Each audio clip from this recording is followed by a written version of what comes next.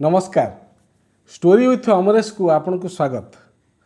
दर्शक बंधु आज कथा हेबा आम ओडिया साहित्यर जड़े विशिष्ट उपन्यासिक विषय से होउछन्ति कान्हूचरण महांती जे कि फकीरमोहन परवर्ती समय ओडिया गद्य साहित्य को लोकप्रिय करिबारे सफल होइतिले।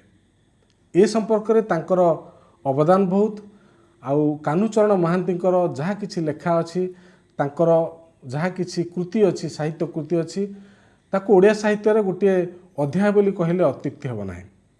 तेबे दर्शक बंधु तांकर समग्र तांकर जो रचना समग्र जहाँ किछि अछि सेथिरु अनेक हुएत आमे जानि नथिबा किंतु ए संपर्क में निश्चित भाव में ओडिया अध्यापक एवं जो माने ए संपर्क में ओडिया साहित्य गवेषणा करछन्ति सेमानक पाखे निश्चय खबर थियो।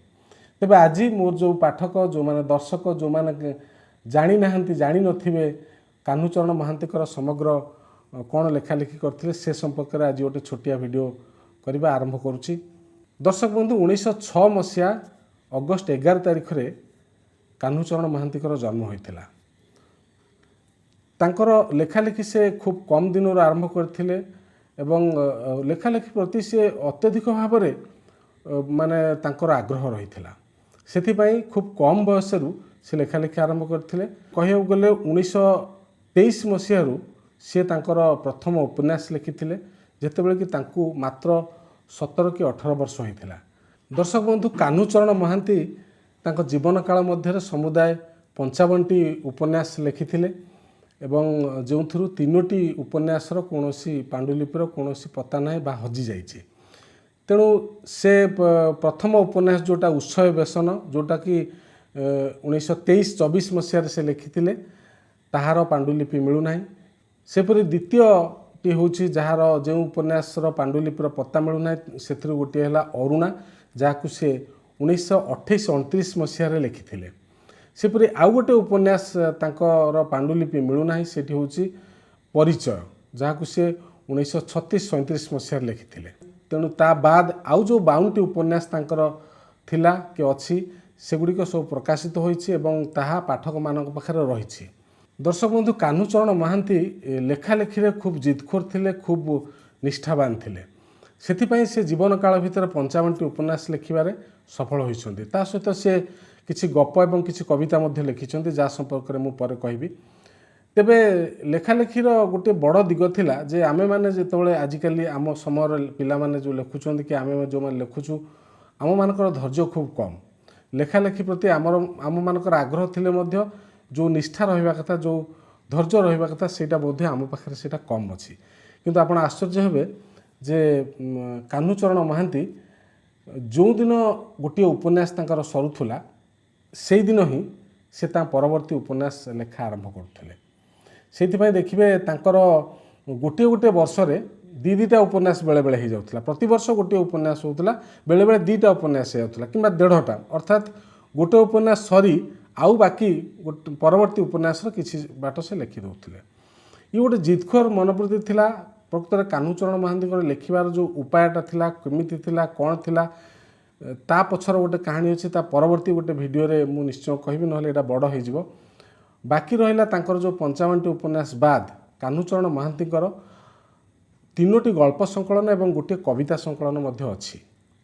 से 3टी गल्प संकलन रे समुदाय से 45टी गप रही अर्थात 45टी गप से लिखिथिले एवं गोटे कविता जोटा गोटे बड़ कविता ताको काव्य बोली कहा जाय परिबो होय तो तार गोटे बही प्रकाशित होइथिला। दर्शक बंधु कान्हूचरण महांतीकर जो किछि उपन्यास तांकर जो 55टी उपन्यास तार समस्त ना तो कहबा एठी संभव नुह। तेबे तांकर जो किछि चर्चित उपन्यास थिला जोटा अधिकांश ओडिया साहित्यर पिला जानती ता भितर थिला बाली राजा, सेमती गोटे थिला शास्ती, का, हावर्ण, अभिनेत्री, परकिया एवं झंझा प्रभृति तांकर बहुत चर्चित उपन्यास। आ एबे देखिबा किछि उपन्यास जो जहा कि से खूब कम बयस लिखिथिले। मु तो प्रथम कहली मात्र 17 वर्ष बयस से तांकर प्रथम उपन्यास लिखि पारथिले। सेमती तांकर बालीराजा जो उपन्यासटा बहुत पॉपुलर एवं जोटा बहुत लोकप्रिय से उपन्यासटी से 1926 रु 1929 मसीहा मध्य लिखिथिले। अर्थात तांकु सेतेबेले मात्र 20 वर्ष होइथिला। ଆପଣ ଆଶ୍ଚର୍ଯ୍ୟ ହେବେ ମାତ୍ର 20 ବର୍ଷ ବୟସରେ ସେ ଯେଉଁ ଉପନ୍ୟାସ ଲେଖିଥିଲେ ତାହା ପ୍ରଚଣ୍ଡ ଲୋକପ୍ରିୟତା ଲାଭ କରିଥିଲା ଓଡ଼ିଶାର ପୁରପଲ୍ଲୀରେ। ସେମିତି ସେହିପରି କାଳଜୟୀ ଉପନ୍ୟାସ ହାଅର୍ଣ୍ଣ ଯେଉଁଟାକି ନଅଙ୍କ ଦୁର୍ଭିକ୍ଷ ଉପରେ ସେ ଲେଖିଥିଲେ। ପ୍ରକୃତରେ ନଅଙ୍କ ଦୁର୍ଭିକ୍ଷ ଉପରେ ଉପନ୍ୟାସଟି କେମିତି ଲେଖିଥିଲେ ତାହା ମଧ୍ୟ ଗୋଟେ ଛୋଟିଆ ଭିଡ଼ିଓ କରାଯାଇପାରିବ, ମୁଁ ପରେ କରିବି। ହାଅର୍ଣ୍ଣ ଉପନ୍ୟାସଟି ସେ ଲେଖିଥିଲେ 1933-1934 ମସିହାରେ, ଯାହାକି ପ୍ରକାଶ ପାଇଥିଲା 1935 ମସିହାରେ। ଏହି ଉପନ୍ୟାସ ଲେଖାଲେଖି ବେଳେ ତାଙ୍କୁ ହୋଇଥିଲା ମାତ୍ର 27 ବର୍ଷ। 27 ବର୍ଷ ବୟସରେ ସେ ହାଅର୍ଣ୍ଣ ପରି ଏକ ଚମତ୍କାର ଉପନ୍ୟାସ, ମର୍ମସ୍ପର୍ଶୀ ଉପନ୍ୟାସ ଲେଖିପାରିଥିଲେ। ସେହିପରି ଶାସ୍ତି ଉପନ୍ୟାସ ସେ ଲେଖିଥିଲେ 1945 ମସିହାରେ, ଆଉ କା ଉପନ୍ୟାସ ଲେଖିଥିଲେ 1953-54 ମସିହାରେ। ଦର୍ଶକ ବନ୍ଧୁ, କାହ୍ନୁଚରଣ ମହାନ୍ତିଙ୍କର ଲେଖିବାର ଯେଉଁ ନିଷ୍ଠା ତାହା ଏଥିରୁ ଆପଣ ଜାଣିପାରୁଥିବେ। ଗୋଟିଏ ପରେ ଗୋଟିଏ ଉପନ୍ୟାସ ଲେଖିଲା ବେଳେ ସେ ବହୁତ ଗମ୍ଭୀର ରହୁଥିଲେ, ବିଶେଷ ଭାବରେ କାହା ସହିତ କଥାବାର୍ତ୍ତା କରୁନଥିଲେ, ଅତ୍ୟଧିକ ଆବଶ୍ୟକ ନହେଲେ ସେ କଥାବାର୍ତ୍ତା କରନ୍ତି ନାହିଁ। ସେହିପରି କାହ୍ନୁଚରଣ ମହାନ୍ତିଙ୍କର ଯେଉଁ 55ଟି ଉପନ୍ୟାସ ଥିଲା ତା ବାଦ ତାଙ୍କର 3ଟି ଗଳ୍ପ ସଂକଳନ ଏବଂ ଗୋଟିଏ କବିତା ସଂକଳନ ମଧ୍ୟ ଥିଲା। ସେ ସମୁଦାୟ 45ଟି ଗପ ଲେଖିଥିଲେ, ଯାହା ହିସାବରୁ ଜଣାପଡ଼େ, ଏବଂ ସେଇ 3ଟି ଗଳ୍ପ ସଂକଳନରେ ତାହା ସଂକଳିତ ହୋଇଛି। ଗୋଟିଏ ସଂକଳନ ହେଉଛି ଚୋରା ଚାହାଣୀ ଗଳ୍ପ ସଂକଳନ, ଆଉ ଗୋଟିଏ ହେଉଛି ଅତି ଗୋପନୀୟ, ଏବଂ ଆଉ ଗୋଟିଏ ହେଉଛି ମମତାର ମାୟା। ସେ ମୋଟ 45ଟି ଗପ ଲେଖିଥିଲେ। ମୋଟ 45ଟି ଗପ ଏଇ 3ଟି ଗଳ୍ପ ସଂକଳନ ଭିତରେ ଥିଲା। ସେହିପରି ସେ ଏକମାତ୍ର କବିତା ଲେଖିଥିଲେ ଯାହା ଗୋଟିଏ ସଂକଳନ ହୋଇଥିଲା, ଗୋଟିଏ ବଡ଼ କବିତା, ତାର ନାଁ ହେଉଛି ମାନସୀ, ଯାହା ତାଙ୍କ ପତ୍ନୀକୁ ସେ ଉତ୍ସର୍ଗ କରିଥିଲେ। ତ ଦର୍ଶକ ବନ୍ଧୁ, ଇଏ ଥିଲା ଆଜି ବିଶିଷ୍ଟ ଉପନ୍ୟାସିକ କାହ୍ନୁଚରଣ ମହାନ୍ତିଙ୍କର ରଚନା ସମଗ୍ର ସମ୍ପର୍କରେ ଗୋଟିଏ ଛୋଟିଆ ମୋର ପ୍ରୟାସ। ତେବେ ଆପଣମାନଙ୍କୁ ମୁଁ କହିଛି ଯେ ଫକୀରମୋହନଙ୍କ ପରବର୍ତ୍ତୀ ସମୟରେ ଓଡ଼ିଶାର ପୁରପଲ୍ଲୀରେ ଓଡ଼ିଆ ଗଦ୍ୟ ସାହିତ୍ୟକୁ ଯଦି କିଏ ଲୋକପ୍ରିୟତା ଆଣି ଦେଇଥାନ୍ତି ସିଏ ହେଉଛନ୍ତି କାହ୍ନୁଚରଣ ମହାନ୍ତି।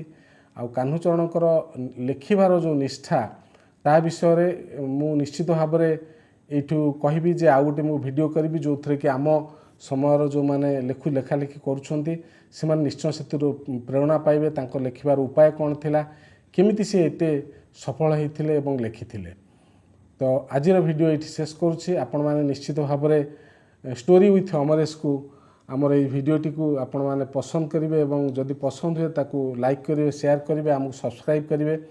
ଆଉ ଗୋଟେ ବଡ଼ କଥା କହୁଛି ଯେ ମୁଁ ସମୟକ୍ରମେ ମୁଁ ଓଡ଼ିଆ ସାହିତ୍ୟର ଏମିତି ଅନେକ ଛୋଟ ଛୋଟ କାହାଣୀ ଏବଂ ବିଭିନ୍ନ ଲେଖକଙ୍କର ଯେଉଁ ଜୀବନ କାହାଣୀ, ତାଙ୍କର ଯେଉଁ ଘଟଣା ସମୟ ଏବଂ କେମିତି କାଳଜୟୀ ଉପନ୍ୟାସ ସବୁ ଲେଖାଯାଇଛି ସେ ସମ୍ପର୍କରେ ମୁଁ ଆପଣମାନଙ୍କୁ ସମୟକ୍ରମେ ଗୋଟିଏରୁ ଗୋଟିଏ ଯାହା ପଢ଼ାପଢ଼ି କରି ରିସର୍ଚ୍ଚ କରି ନିଶ୍ଚିତ ଭାବରେ କହିବି ଏବଂ ଗୋଟିଏ ଭିଡ଼ିଓ କରିବି।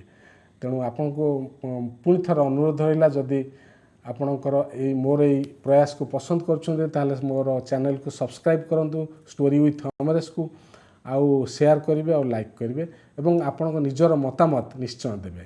ରହୁଛି, ନମସ୍କାର।